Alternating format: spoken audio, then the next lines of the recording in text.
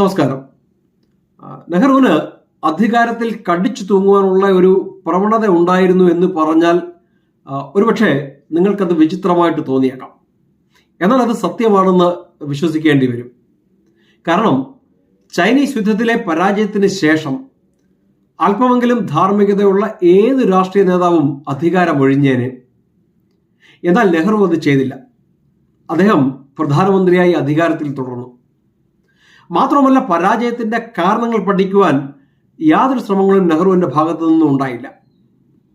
ഒരു സൈനിക അട്ടിമറി നടക്കുമോ എന്ന് നെഹ്റുവിന് അനാവശ്യവും യുക്തിരഹിതവുമായ ഭയമുണ്ടായിരുന്നു. അന്നത്തെ സാഹചര്യങ്ങളും അങ്ങനെയായിരുന്നു.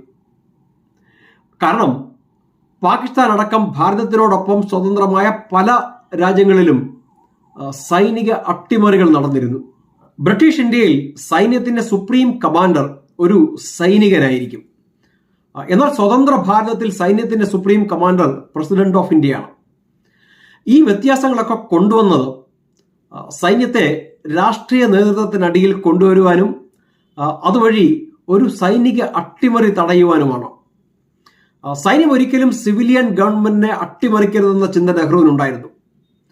അതുകൊണ്ട് തന്നെ രാജ്യത്തിന്റെ നിയന്ത്രണം എപ്പോഴും രാഷ്ട്രീയ നേതൃത്വത്തിൽ നിക്ഷിപ്തമായിരിക്കുവാൻ വേണ്ടി ധാരാളം നയരൂപീകരണങ്ങളും നെഹ്റു മുന്നോട്ട് വെച്ചു. അതിനൊന്നും നമുക്ക് കുറ്റം പറയുവാൻ സാധ്യമല്ല. അന്നത്തെ സാഹചര്യത്തിൽ അതൊക്കെ വളരെ ശരിയായിരുന്നു താനും. പക്ഷേ ഈ ചിന്താഗതിയുടെ ഒരു ദൂഷ്യവശം സൈന്യം ബ്യൂറോക്രസിയുടെ അടിയിലാക്കപ്പെട്ടു എന്നുള്ളതാണ്. രാഷ്ട്രീയക്കാരും ഉദ്യോഗസ്ഥന്മാരും അടങ്ങുന്ന കമ്മിറ്റികൾ സൈന്യത്തിനെ നിയന്ത്രിക്കുന്ന സ്ഥിതി വന്നു. ഇത് വലിയ രീതിയിൽ സൈന്യത്തിന്റെ സ്വാശ്രയത്വത്തെ തന്നെ ഇല്ലാതാക്കി. സൈന്യം പൊളിറ്റിക്കൽ ആൻഡ് ബ്യൂറോക്രാറ്റിക് സിസ്റ്റത്തിന്റെ ഭാഗമാക്കപ്പെട്ടു. 3 സൈനിക മേധാവികൾ അടക്കം ടോപ്പ് റാങ്ക്ഡ് സൈനിക ഉദ്യോഗസ്ഥർ അഡ്മിനിസ്ട്രേറ്റീവ് സിസ്റ്റത്തിന് താഴെയാണെന്ന പ്രതീതി സൃഷ്ടിക്കപ്പെട്ടു. സൈന്യത്തിനും പ്രതിരോധ മന്ത്രാലയത്തിനും ഇടയിലെ ആശയവിനിമയം മിക്കതും ഡിഫൻസ് സെക്രട്ടറി എന്ന IAS ഉദ്യോഗസ്ഥൻ മുഖേനയായി. സൈന്യത്തെക്കുറിച്ച് ഒന്നും അറിയാത്ത ഉദ്യോഗസ്ഥ വൃന്ദം ആയുധങ്ങൾ വാങ്ങുന്നതിനും നിർമ്മിക്കുന്നതിനുമുള്ള തീരുമാനങ്ങൾ എടുക്കുവാൻ തുടങ്ങി. അവരിൽ പലർക്കും അത് കമ്മീഷൻ അടിക്കുവാനുള്ള ഒരു സെറ്റപ്പായിട്ട് മാറി. സൈനിക ആവശ്യങ്ങളെക്കുറിച്ച് ഒന്നും അറിയാത്ത ഉദ്യോഗസ്ഥർ സൈനിക ആവശ്യങ്ങളെ നിയന്ത്രിക്കുന്ന അവസ്ഥ വന്നുചേർന്നു. സൈന്യത്തിന് മേലൊരു പൊളിറ്റിക്കൽ കൺട്രോൾ കൊണ്ടുവരുന്നതിന് പകരം സൈന്യം ഒരു ബ്യൂറോക്രാറ്റിക് കൺട്രോളിനടിയിലാക്കപ്പെട്ടു. ഡിഫൻസ് സെക്രട്ടറി ആയിരുന്നു ബോസ്. സൈനിക തീരുമാനങ്ങളിൽ നിന്നും യഥാർത്ഥത്തിൽ സൈന്യം മാറ്റി നിർത്തപ്പെട്ടു. നെഹ്റുവും കൃഷ്ണമേനോനും അടങ്ങുന്ന രാഷ്ട്രീയ നേതൃത്വമായിരുന്നു സൈനിക തീരുമാനങ്ങൾ എടുത്തുകൊണ്ടിരുന്നത്. നെഹ്റുവും കോൺഗ്രസും ഒക്കെ അഹിംസാവാദികളായിരുന്നത് കൊണ്ട് പ്രതിരോധ മന്ത്രാലയം നെഹ്റു മന്ത്രിസഭയിലെ ഒരു അപ്രസക്ത വകുപ്പായിരുന്നു. ഒരു മുതിർന്ന രാഷ്ട്രീയ നേതാവ് പ്രതിരോധ മന്ത്രി ആവണമെന്ന് പോലും നെഹ്റുവിന് തോന്നിയിട്ടില്ല. നെഹ്റുവിന്റെ പ്രതിരോധ മന്ത്രി VK കൃഷ്ണമേനോൻ എന്ന ബ്യൂറോക്രാറ്റ് ആയിരുന്നു.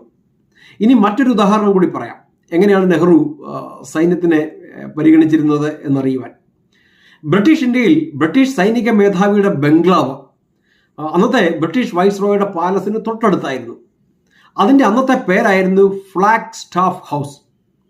ഭാരതം സ്വതന്ത്രമായപ്പോൾ ഫീൽഡ് മാർഷൽ KM കരിയപ്പായ്ക്ക് ഈ ബംഗ്ലാവ് അലോട്ട് ചെയ്യും എന്ന് സ്വാഭാവികമായും കരുതി. എന്നാൽ ഗാന്ധിയൻ മൂല്യങ്ങളിൽ വിശ്വസിച്ചിരുന്ന പണ്ഡിറ്റ് നെഹ്റു ആ ബംഗ്ലാവ് സ്വയം അലോട്ട് ചെയ്തെടുത്തു. എന്നിട്ട് അതിന്റെ പേരും മാറ്റി തീൻമൂർത്തി ഭവൻ എന്നാക്കി. അടുത്തയാഴ്ച മറ്റൊരു നെഹ്റുവിയൻ ബ്ലണ്ടറുമായി കാണുന്നതിനും വരെ thank you so much. Vande Mataram.